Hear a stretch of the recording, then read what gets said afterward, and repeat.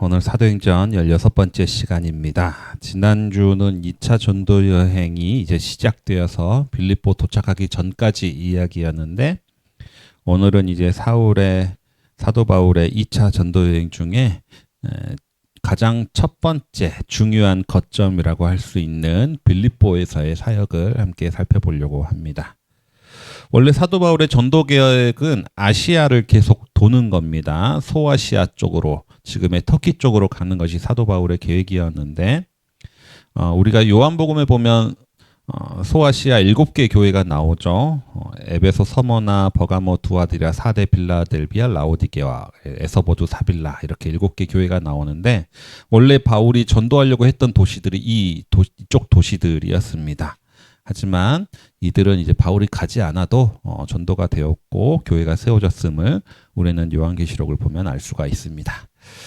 바울이 아시아 전도를 계획했던 이유는 그동안에 본인이 아시아 전도를 하면서 반응이 괜찮았기 때문입니다. 그런 자체 평가가 있었기 때문이죠. 그렇기 때문에 계속 아시아 전도를 계획했을 것인데, 사람은 사실 누구나 새로운 것보다는 익숙한 것을 선호하죠. 교회에 와서도 우리는 늘 앉았던 장소에 앉는 것처럼 사도행전에서 성령님은 우리가 이렇게 익숙한 것에 머물려고 하는 습성을 항상 깨시는 분으로 등장합니다.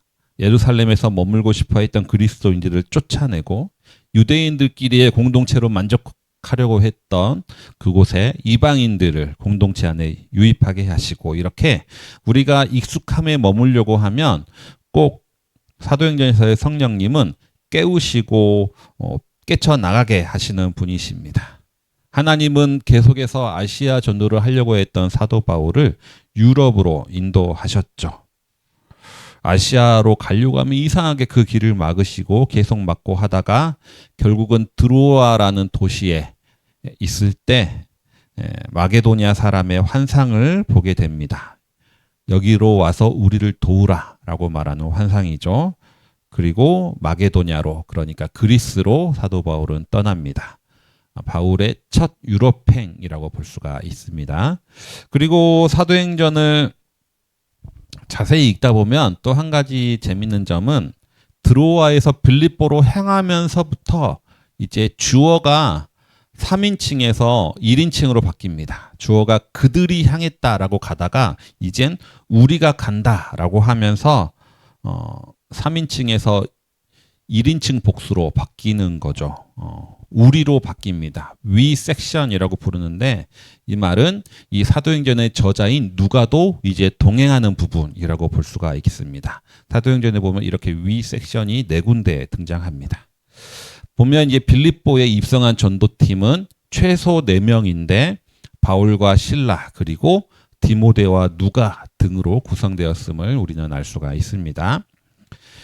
빌립보에 도착해서 그들은 일단 안식일이 되니까 강가로 나갔습니다. 바울은 원래 전도 여행의 그 계획이 안식일이 되면 유대인 회당부터 가게 되는데요. 이 빌립보에는 유대인 회당이 없었습니다.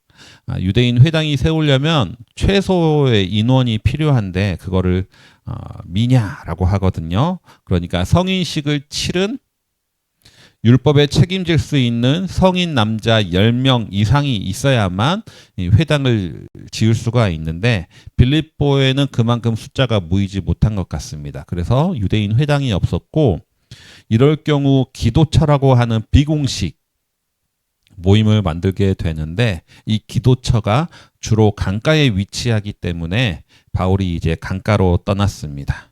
왜냐하면 이 종교 의식을 행하기 전에는 유대인들은 항상 정결 의식을 행하는데 이 정결 의식에서 물이 필요하거든요. 그래서 항상 강가에서 주로 기도처가 많이 생겨났습니다. 그와 동시에 강가는 빨래터이기도 하거든요. 여성들이 모이기 쉬운 장소입니다. 그래서 회당이 없는 마을에는 유대 남성들이 생업을 위해서 일하거나 다른 사회적 의무로 인해서 안식일이라 하더라도 기도처 모임에 참석하지 못했습니다. 주로 여성들을 중심으로 기도처가 운영되었기 때문에 여성들의 커뮤니티가 활성화되는 빨래터인 강가에서 주로 형성되기도 했습니다. 사도 바울은 이제 강가의 기도처에 가서 여기 모여 있는 여성들에게 복음을 전했습니다. 이를 통해서 첫 개종자가 나타났는데 이제 루디아라는 여성이죠. 유럽에서의 첫 개종자가 되겠습니다. 그런데 이 사도행전은 이 루디아를 두 가지로 설명을 합니다. 첫 번째는 자색 옷감 장수라고 합니다. 자색 옷감이라는 거는 옷감 중에 가장 비싼 사치품이라고 볼 수 있는 옷감입니다. 부자들이 사는 옷이거든요. 근데 뭐 부자들에게 판매하는 옷감들이 많이 있다라는 것은 그만큼 재고를 많이 확보해야 된다는 것이고, 그만큼 이 루디아라는 여성도 상당한 부자라는 것을 알려주는 말입니다. 둘째는 두아디라 출신으로 하나님을 공경하는 사람이라고 소개하는데, 하나님을 공경하는 사람이라는 것은 주로 이방인 중에 유대교로 입교한 사람을 의미합니다. 그래서 루디아는 부자이면서 이방인이라는 것을 우리는 알 수가 있죠. 이 루디아가 바울로 인해서 예수 그리스도를 믿게 되고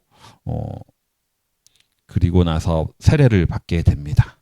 그리고 이 바울 전도팀에게 자기 집에 와서 묵으라고 강권함으로 인해서 이 루디아 집이 결국은 이 루디아 집에서 빌립보 교회가 세워지게 되고, 이 빌립보 전도 사역을 할 때 거점이 되는 선교 본부로 이 루디아의 집이 사용이 됩니다. 자, 이렇게 이제 빌립보의 선교 본부가 마련이 되었고 본격적으로 이제 사도 바울 일행이 전도를 시작하는데, 근데 바울 일행을 따라다니면서 귀찮게 하는 사람이 한 명 생겨납니다. 귀신 들린 여자인데 점치는 귀신 들린 여자입니다. 근데 이 여자는 주인이 따로 있는 여종이었습니다. 이 귀신 들린 여자가 바울을 따라다니면서 뒤에서 계속 소리를 지릅니다. 뭐라고 지르냐면, 이들은 지극히 높으신 하나님의 종이고 구원의 길을 여러분에게 전하는 사람들이다 라고 소리를 지릅니다. 지극히 높은 하나님의 종이고 구원의 길을 여러분들에게 전하는 사람이다. 틀린 말은 하나도 없습니다. 귀신이 다 맞는 말을 합니다. 하지만 이 맞는 말로 인해서 사도 바울을 괴롭게 하는 거죠. 우리는 사실을 말하고 진실을 말하면 나는 무조건 정당하다라고 생각할 때가 많이 있습니다. 내가 틀린 말 했어? 라고 따지고 물으면서 내가 맞는 말만 한다면 나는 남을 괴롭히는 것이 아니라고 생각할 때가 많이 있습니다. 하지만 오늘 본문에 보면 귀신도 맞는 말을 합니다. 귀신도 틀린 말을 하지 않는 거죠. 하지만 맞는 말을 함으로 인해서 하나님의 일을 방해하는 것을 볼 수가 있습니다. 사탄이 예수님을 유혹할 때도 뛰어내리면 천사가 너를 보호하리라. 틀린 말 하나도 아닙니다. 맞는 말이고 성경에 나오는 말입니다. 하지만 사탄은 이렇게 맞는 말을 통해서 사람들을 괴롭히고 공동체를 파괴하는 일들이 많이 있습니다. 우리는 내가 하는 말이 맞는 말이냐 틀린 말이냐 사실이냐 아니냐를 판단하기 이전에 이 말이 공동체에 덕이 되느냐 해가 되느냐를, 상대방에게 도움이 되느냐 해가 되는지를 판단할 수 있어야 된다는 거죠. 맞는 말을 하면서도 공동체를 파괴할 수가 있고, 맞는 말을 하면서도 사람을 괴롭힐 수 있고, 맞는 말을 하면서도 마귀의 일을 행할 수가 있습니다. 바울에게 이 여자는 맞는 말을 하면서도 자신을 괴롭히는 귀신 들린 여자였습니다. 그래서 이 귀신을 쫓아내면서 이 여인을 치료해 주게 됩니다. 그런데 이게 문제가 된 거죠. 점을 치게 하면서 돈을 벌게 하던 주인이 바울을 고발하게 되는 겁니다. 이를 통해서 우리는 이 여성이 왜 그동안 그렇게 귀신을 벗어나지 못했음을 알 수가 있는 거죠. 주인들이 돈벌이를 하기 위해서 계속 이 여성을 이 상태에 두게 만들었다는 겁니다. 주인들이 자신의 돈벌이를 위해서 이 여인을 계속 귀신 들린 상태로 두게 만들었습니다. 필리핀과 같은 개발도상국에서는 상류층이나 엘리트에 속하는 사람들이 자국민의 공교육 수준을 높이는 것을 반대하는 경우가 많이 있습니다. 왜냐하면 교육 수준이 낮아야 대중들을 통제하기 쉽고 대중들이 저렴한 노동력을 제공하기 때문입니다. 교육 수준이 높아지면 이들이 자기 권리를 주장하기 시작하면 이제 상류층이나 부유층들은 골치가 아파지는 거죠. 그렇기 때문에 상류층이나 엘리트에 속하는 사람들은 공교육 수준을 일부러 높이지를 않습니다. 공교육 그 질은 계속해서 떨어지고 부유층들은 자기들만의 사립학교를 다니거나 해외 유학을 하면서 이들의 불평등을 계속해서 강화하는 것이죠. 우리나라도 비슷한 시절이 있었습니다. 전태일 열사가 한탄했던 말이 있죠. 나에게 대학교 친구 한 명만 있었다면 하고 한탄했다고 합니다. 이 당시 자본가들이 노동자들의 무지를 이용해서 엄청난 착취를 하고 있었기 때문인 거죠. 이 전태일 열사의 죽음 이후에 이때부터 대학생들이 자신들의 신분을 숨기고 공장 노동자로 위장 취업을 하는 학생들의 노동운동이 시작되었습니다. 노동자들의 당연한 권리인 근로기준법조차 모르는 현실을 깨우치기 위해서 그런 일들이 시작되는 거죠. 그리고 자본가들은 이들을 색출해서 노동자들의 무지를 유지하려고 노력했습니다. 우리나라 80년대에 이루어진 3S 정책은 대표적인 우민화 정책으로 알려져 있습니다. 스포츠와 영화와 선정적인 문화를 장려함으로 인해서 국민들을 우둔한 상태로 유지하게 만드는 거죠. 국민들을 계속해서 바보 상태로 만드는 겁니다. 그래야만 자신들의 정권의 통치력을 강화할 수 있기 때문인 거죠. 지금 현재도 국민들의 무지함을 일깨우기보다는 그 무지함을 이용하려는 많은 정치인들의 모습을 우리는 보게 됩니다. 교회도 그렇죠. 예전엔 일부 목사님들 중에 교인들이 성경 공부하는 것을 싫어하는 목사님들이 예전에 있었습니다. 제 동기도 전도사님 시절에 교회학교 교사들을 대상으로 성경 공부를 하다가 담임 목사님한테 크게 혼난 친구들도 있습니다. 교인들이 머리가 굵어지면 담임 목사 말을 안 듣기 시작한다. 그러면 너가 책임질 거냐 이런 얘기를 했다고 들었습니다. 성경 해석에 대한 권위를 독점함으로써 교인과 교회의 통제권을 유지하려고 하는 거죠. 이 여종을 귀신 들린 여자를 계속해서 불행한 상태에 두려고 한다는 겁니다. 그래야만 자신들의 이익을 취할 수 있었던 거죠. 이러한 모습들은 타인을 계속해서 가난한 상태에 머물게 하고 타인을 계속해서 무지한 상태로 유지하게 만들어서 자신들의 이익과 통제력을 계속해서 유지하려고 하는 많은 이들의 모습을 생각나게 합니다. 그러나 하나님의 역사는 이들을 불행한 상태에 머무르는 것을 용납하지 않으시는 거죠. 인간을 타인의 불행을 통해서 이득을 취하지만 하나님은 인간에게 자유를 주시기 위해 스스로를 희생하시는 분이십니다.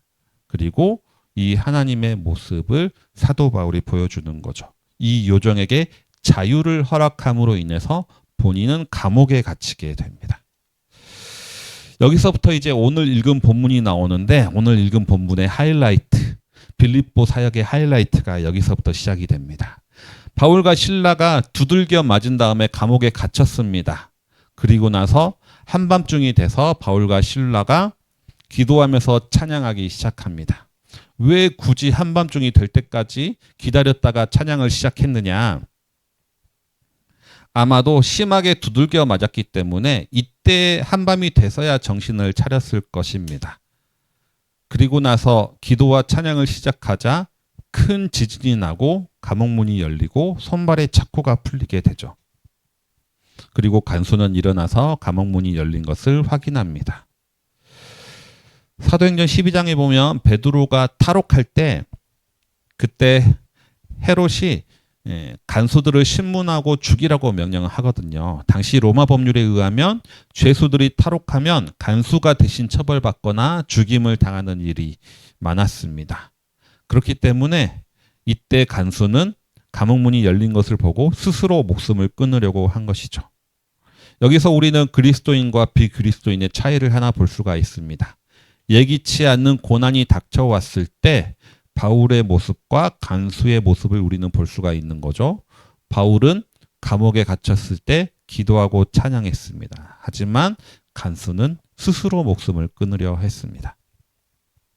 스스로 목숨을 끊으려고 하는 찰나에 감옥에서 바울이 큰 소리로 외칩니다. 스스로 몸을 해하지 마시오. 우리는 그대로 있어. 그러자 간수가 말합니다. 내가 어떻게 구원을 얻을 수 있습니까? 이때 바울이 하는 말이 가장 유명한 말씀 중에 하나죠. 제 어릴 때 우리 집에 밥상에 항상 쓰여 있었던 말씀입니다.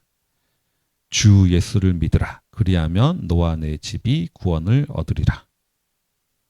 모든 인생을 포기하려고 했던 그 순간에 선포된 하나님의 복음입니다. 주 예수를 믿으라. 그리하면 너와 내 집이 구원을 얻으리라.